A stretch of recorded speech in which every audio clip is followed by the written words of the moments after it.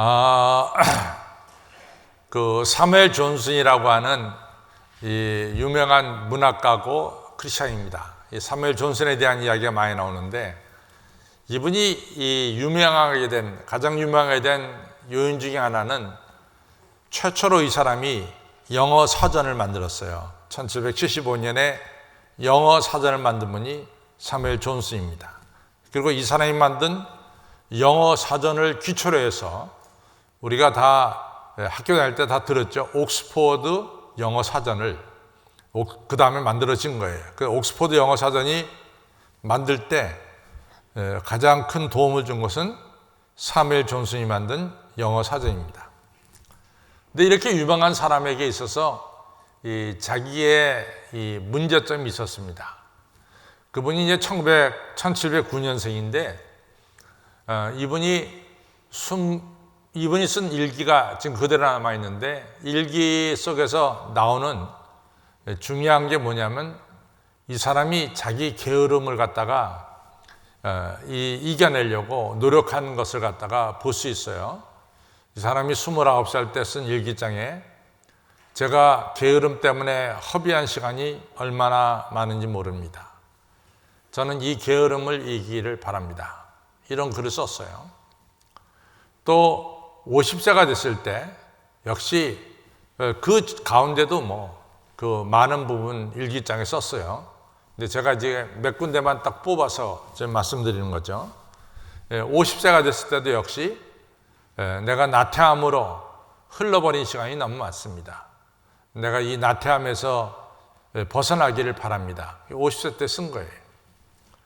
그 다음에 그 사람이 66세 때, 이것이 1775년인데 그 해에 이분이 이제 영어 사전을 만들어냈는데, 그때도 역시 내가 이 게으름 나태 때문에 너무나 소중한 시간들을 허비하고 있습니다. 이것을 어떻게 극복해야 되는지 참 어렵습니다. 이렇게 이제 또 글을 썼어요. 이처럼 이 사무엘 존슨이라고 하는 대단한 인물도 자기의 이 약점이 있었어요. 그것은 뭐냐면은 한없이 게으르고 나태하다고 하는 자기 스스로의 발견입니다. 그래서 그것을 없애려고 무려 43년을 나름대로 일기장에 쓰고 기도도 하고 그랬지만은 잘 없어지지 못했어요. 그러나 우리는 그분의 나태함, 게으름에 대해서 제가 여러분들에게 말씀 전하기 전에는 여러분은 잘 몰랐습니다. 그러나 여러분과 제가 알고 있었던 것은, 조금만 살펴보면 알 수 있는 것은, 이분이 최초로 영어 사전을 만들었다는 것을 우리가 알 수 있죠. 그래서 여러 가지 나름대로 실패와 부족함이 있었지만은 인류 역사에 이 귀한 일을 해낸 사람이 바로 사무엘 존슨입니다. 결론적으로 말하면은 하나님은 여러분과 저희가 가지고 있는 약점과 실패를 다 아세요.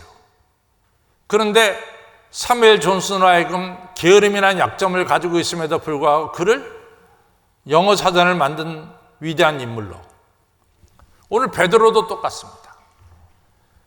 예수님께서 오병이어로 5,000명을 먹였어요. 예수님께서 베푸신 이 기적이 마태, 마가, 누가, 요한복음에 나오는 이 기적이 유일하다 그랬습니다. 그만큼 예수님 시대에 먹고 사는 문제가 심각했다. 그래서 오병이어로 5,000명을 먹인 이 사건은 그 당시 유대인들에게 너무나 큰 감동을 줬고, 그리고 그런 분이 우리들의 왕이 되어야 된다라고 다 생각을 했었다. 이런 이야기를 제가 여러 번 얘기했습니다. 그래서 마태, 마가, 누가, 요한에서 다 기록했다. 이렇게 말씀드렸어요. 그랬더니 이스라엘 백성들이 실제로 오병이어로 5,000명을 먹인 예수님을 왕으로 만들려고 그랬어요. 왕으로 옹립하려고 그랬어요. 근데 그 당시가 어떤 시대냐면은 로마가 지배하던 시대예요. 근데 로마와 대항해서 예수님을 왕으로 억지로라도 세우려고 하는 운동이 벌어진 거예요. 뭐 때문에? 오병이어로 5,000명을 먹고 난 뒤에 예수님께서는 이 이스라엘의 왕으로 오신 게 아니라 온 인류를 구원하러 오셨죠. 따라서 예수님은 이 무리들을 좀 잠잠케 할 그런 일이 생긴 거죠. 근데 제자들도 똑같이 예수님이 이스라엘 왕이 되길 원했어요. 그러니까 예수님께서 제자한테 있어봤자 도움이 안 되니까 자네들은 배 타고 저 건너편으로 가라 그랬어요. 그래서 예수님께서 오병이어로 5,000명을 먹인 이 기적의 사건은 우리가 갈릴리 호수를 보면요, 남쪽에서 북쪽으로 길어요. 긴 호수야. 둥그런 호수가 아니라 긴 호수입니다. 그래서 디베라 호숫가에서 가버나움까지 100길로 한 14km가 돼요. 그래서 글로 가라. 그래서 제자들이 이제 이 갈릴리 호수에서 배를 타고 가는 거죠. 그동안에 예수님께서 무리들을 갖다가 다 돌려보내고 그 다음에 예수님이 산에 올라가서 기도하신 거예요. 그런데 제자들이 탄 배가 밤 사경하면은 새벽 3시부터 새벽 6시를 밤 사경이라 부릅니다. 이 밤 사경이라 부르는 것은 그 당시 로마가 그렇게 시간을 만들었어요. 밤 1경, 밤 2경, 밤 3경, 밤 4경, 로마가 쓰던 시간대입니다. 그 로마가 밤 4경이라 하면은 새벽 3시부터 6시 사이를 밤 4경이라 불러요. 그때 큰 풍랑이 일어나가지고 예수님이 이 제자들이 탄 배가 풍랑에 넘어지게 생겼단 말이에요. 빠지게 생겼다고요. 그때 예수님께서 이같이 산에서 내려와서 무리를 걸어서 이 풍랑이 는 무리를 걸어서 제자들이 탄 배로 가까이 가셨어요. 그때 배 안에 있던 제자들이 아니 이게 이 한밤중에 웬 무서운 물체가 우리한테 오느냐? 저거 유령이 아니냐 하면서 더 벌벌 떨고 있었어요. 그때 예수님 뭡니까? 내니 두려워 말라 이렇게 말씀하시니까 예수님의 음성이에요. 그때 베드로가 이런 말씀합니다. 정말 주님이시면은 저도 예수님처럼 무리를 걷게 해주십시오 이렇게 얘기를 합니다. 그래서 베드로가 예수님께서 걸어라 그래서 베드로가 무리를 걷는 거예요. 베드로가 발을 내딜 때도 풍랑은 있었고 베드로가 무리를 걸을 때도 풍랑은 계속됐습니다. 이게 중요해요. 풍랑이 잔잔했다가 베드로가 발을 내딛으니까 풍랑이 일어난 것이 아니라 처음부터 풍랑은 있었던 거예요. 그래서 예수님도 풍랑 위를 걸었고 베드로도 풍랑 위를 걸었어요. 그런데 어느 순간에 베드로가 풍랑을 보고 겁이 난 거예요. 두려워지기 시작한 거예요. 그러니까 곧바로 베드로가 물속에 빠집니다. 그때 예수님께서 믿음이 적은 자요 왜 의심하였느냐 하면서 베드로를 건져내세요. 베드로가 시작은 너무나 좋았어. 예수님처럼 무리를 걷는 이런 시작은 좋았어요. 그러나 얼마 가지 못해서 이 물속에 빠지는 이 어려움을 겪습니다. 근데 베드로가 이것이 한 번이 아닙니다. 마태복음 26장에 보면은 베드로가 예수님과 함께 유월절 만찬을 같이 했어요. 예수님께서 제자들에게 이런 말 합니다.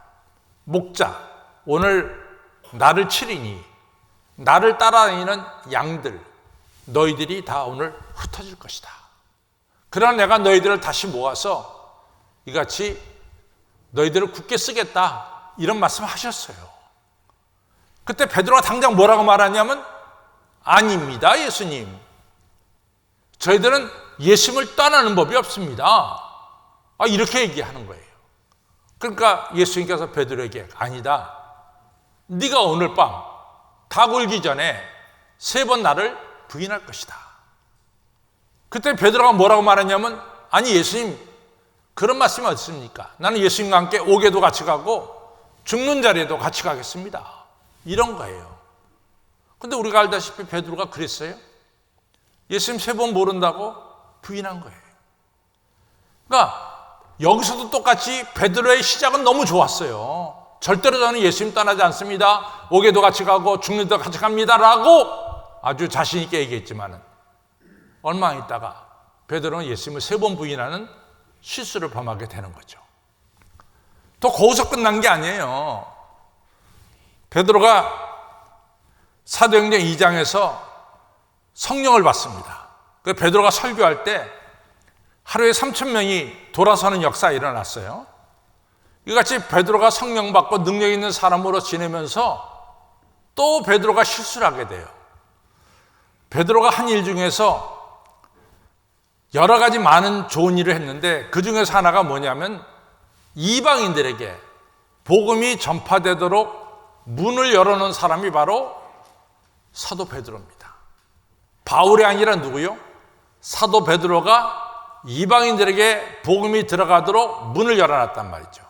그것은 뭐냐면 여러분과 제가 사도행전 10장에 가서 보면은 뭐가 나오냐면 베드로가 욥바라고 하는 곳에서 기도할 때 이같이 이 바구니 안에 자기가 평소에 먹지 않던 음식이 잔뜩 들려서 내려온 거예요.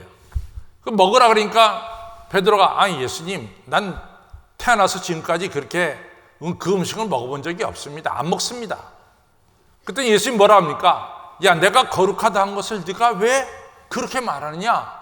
먹어라. 이렇게 된 거예요. 그러고 보니까 기도가 끝나고 보니까 바로 자기 집 문 앞에 누가 두들기는 거예요. 열어보니까 가이사랴에 살고 있는 이탈리아 사람, 이방 사람인 고넬료가 베드로를 보내서 자기 집에 와서 예배를 드려달라고 보낸 거예요. 그때 이제 베드로가 이 고넬료가 보낸 사람을 따라서 이방인 고넬료의 집에 가게 되는 거죠. 근데 이것이 여러분과 저는 그냥 쉽게 읽지만은 그 당시의 유대인들은 이방인 집에 가서 밥을 먹지 않았다는 얘기예요. 그 당시 이방인의 집에 가서 밥을 먹지 않았습니다. 아니 어떻게 베드로가 이방인 집에 가서 예배를 드리느냐? 베드로가 제정신이냐? 막 유대인 지도자들이 베드로를 공격하기 시작했어요. 그때 베드로가 자초지종을 잘 설명합니다. 내가 이런저런 환상과 이런저런 하나님의 인도로 이방인 집 고넬료 집에 갔는데 거기서 내가 예배를 드릴 때 성령이 놀랍게 임했다. 이 보고를 하니까 그 보고가 예루살렘 유대인들 사이에서 생각이 바뀌기 시작했어요. 그것은 뭐냐? 복음은 이방인들에게도 열려 있구나. 그러니까 이방인들에게도 복음을 전해야 된다. 이런 결론이 난 거예요. 그래서 베드로가 한 일 중에서 가장 중요한 일 중에 하나가 뭐냐? 이방인들에게 복음을 전할 수 있도록 문을 열어놓은 이런 중요한 일을 했습니다. 그런데 이 베드로가요, 이방인들 헬라 사람들이 모이는 안디옥 교회가 막 부흥됐잖아요. 그러니까 베드로 거기 갔어요. 거기 가가지고 그 안디옥 교회 지도자들 다들 헬라 사람들 이방인들이에요. 그들과 함께 점심을 같이 둘러앉아서 먹는 거야. 그런데 예루살렘에서 유대인 지도자들이 온다는 소식이 들렸어요. 그러니까 베드로 생각에 저 사람들이 또 나한테 베드로 당신은 이방인들하고 밥 먹어. 당신이 지도자로서 그렇게 밥 먹을 수 있어? 이렇게 비난할 것을 갖다가 생각하니까 골치가 아파지는 거예요. 그러니까 베드로가 밥 먹던 자리에서 일어나서 나가버렸어. 그걸 사도 바울이 보고 말이죠. 갈라디아서 2장 10절로부터 보면은 베드로를 야단치는 거야. 베드로, 당신은 유대인으로서 유대인답지 못하게 살면서 말이지. 어떻게 이방인들에게 유대인처럼 살라고 말하느냐? 당신은 위선자 아니야? 이런 이야기가 갈라디아서 2장 10절 이하에 나옵니다. 그러니까 베드로가 아주 사도 바울한테 제대로 걸려갖고 그래가지고 비난받는 것이 나와요. 이처럼 우리 베드로를 보면은 굉장히 이 좋은 일에 먼저 나서요. 어떤 면에서는 누구보다 제일 먼저 달릴 수 있는 분이 베드로야. 그 성격을 보면 굉장히 충동적이고 그리고 상당히 빨라요, 결정이. 그런데 오래 가지를 못해. 이게 베드로의 약점이라. 시작은 빨리 했지만은 곧 물속에 빠지든지 아니면 예수님을 3번 부인하든지 아니면 이방인들하고 밥 먹다가 일어나든지 오래 가지 못하는 거야. 이게 베드로가 가지고 있는 치명적인 약점입니다. 그럼 베드로가 왜 그랬을까? 베드로를 잘 살펴보면요, 베드로 밑바닥에는 두려움이 많은 사람이야. 두려움이 많은 사람이래도. 그러니까 무리를 걷다가 풍랑 보니까 두려우니까 그냥 물속에 빠져. 또 내가 예수님을 죽기까지 따르겠다라고 말은 했지만은 보니까 전부 다 예수님을 갖다가 지금 때리고 묶어놓고 막 예수님을 갖다 고난 주는 거야. 그거 보니 겁이 나. 그러니까 나 예수님 모른다 그런 거야. 또 이방인들에게 복음의 문은 열어놨지만 이방인과 밥 먹다가 이걸 갖다 비난받을 생각하니까 또 겁이 나. 그러니까 밥 먹던 자리에서 일어난 거야. 그러면 베드로의 밑바닥에 뭐가 있느냐? 두려움이 깔려 있는 거야. 이것이 베드로의 기질입니다. 여러분과 저는 그런 약한 기질이 없을까요? 여러분과 저는 그런 약한 기질이 없냔 말이지. 베드로에게는 이런 두려움이라고 하는 기질을 가지고 사는 사람이에요. 그래서 이 두려움 때문에 베드로는 실수도 하고 넘어지기도 하는 거죠. 또 베드로에게 하나 더 있다면 뭐가 있냐? 베드로에게는 믿음을 가졌다고 하지만은 동시에 베드로의 마음속에는 순간적으로 의심하는 이런 기질이 있어요. 그렇죠. 그래서 바다 위를 자기가 무리를 걸을 수 있다는 믿음도 있지만은 동시에 뭡니까? 풍랑 보니까 그 믿음이 의심으로 바뀌는 거야. 믿음이 의심으로. 그래서 예수님께서 그럽니다. 베드로야, 믿음이 약한 자야 왜 의심하였느냐? 이렇게 야단치는 거죠. 여러분과 저에게는 의심이 없을까요? 의심이 없냐 그 말이에요. 하나님 도대체 언제까지 이 코로나 바이러스가 계속됩니까? 살아계시면 이게 이렇게까지 계속될 수가 있습니까? 당연한 의심을 품을 수 있죠. 그런데 우리가 이같이 두려움이 실패를 만들고 의심이 때로는 넘어지게 만들고 이러한 기질을 가진 베드로가 지금 여러분과 저에게 베드로는 어떤 분입니까? 베드로는 믿음의 사도요. 그렇죠.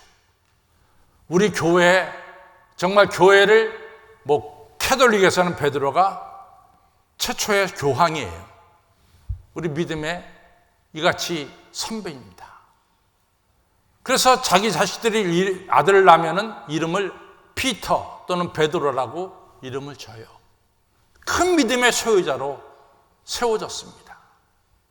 정말로 실패를 넘어서 아브라함은 복의 근원으로, 베드로는 실패를 넘어서 아브라함은 큰 믿음의 사도로 세워졌어요.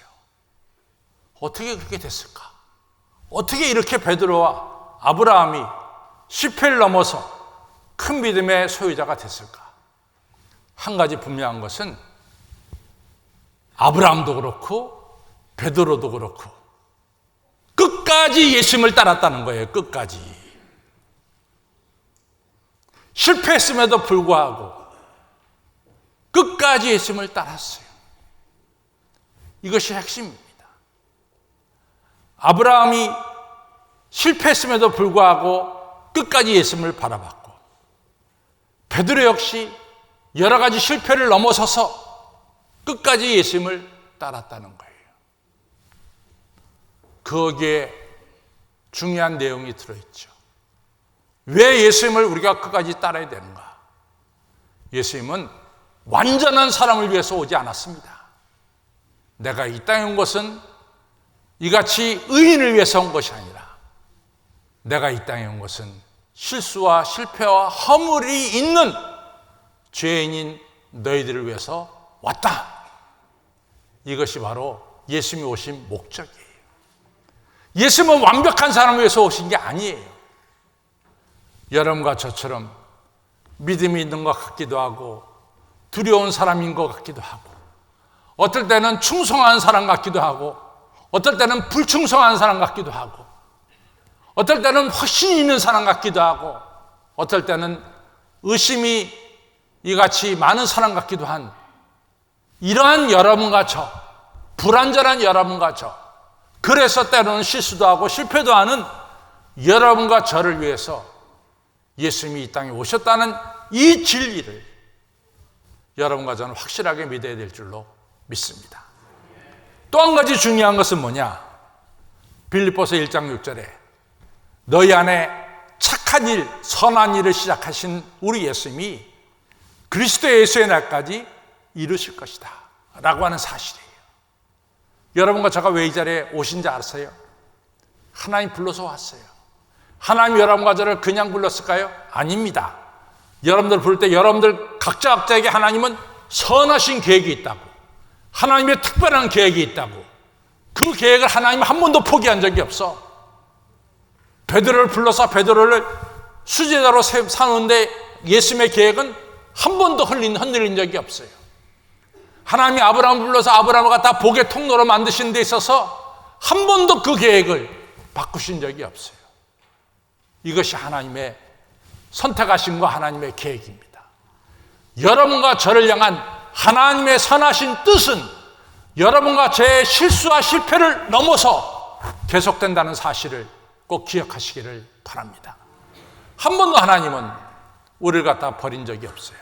우리를 향한 선한 뜻을 버린 적이 없어요. 우리는 이러한 하나님을 아셔야 됩니다.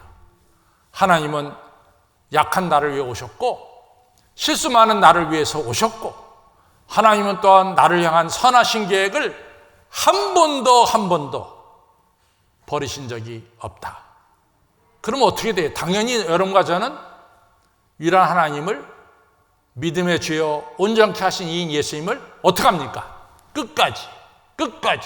끝까지 바라보고 따라야 될 줄로 믿습니다. 그래서 사도 바울이 말하잖아요. 나는 틀림없이 승리한다.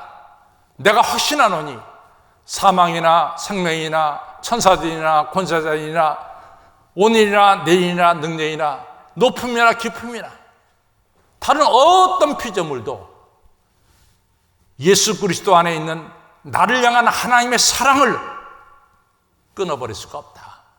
따라서 내가 하나님 사랑 안에 있기 때문에 나는 당연히 승리하고 그리고 모든 실수와 실패를 넘어서 이 큰 믿음의 소유자로 나아갈 수 있음을 고백하고 있는 거죠.